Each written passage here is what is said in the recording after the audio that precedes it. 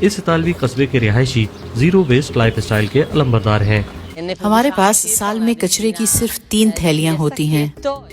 یہاں لوگ 3 اصولوں پر عمل کرتے ہیں: ریسائیکل، ری یوز اور ریپیئر۔ کاپانوری کا 27% کچرا پہلے ہی ریسائیکل کیا جاتا ہے۔ روزانو ایرکولینی اس کارنامے کے ماسٹر مائنڈ ہیں۔ عام شہری ریسائیکل کر سکتے ہیں، لیکن جو چیز ریسائیکل کرنا مشکل ہے اس کی ذمہ داری مینوفیکچررز پر عائد ہوتی ہے۔ یہ دراصل ڈیزائن کی خرابی ہے۔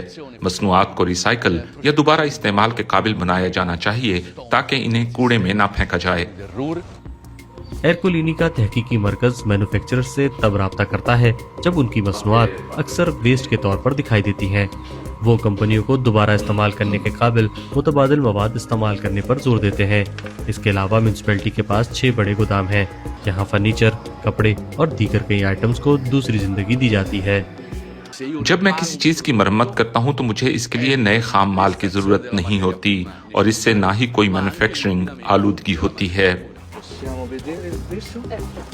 زیرو ویسٹ لائف اسٹائل سے رہائشیوں کے پیسے بھی بچ جاتے ہیں۔ کاپانوری کی ویسٹ فیس ٹسکنی میں کسی بھی درمیانے سائز کی میونسپلٹی کے مقابلے میں سب سے کم ہے۔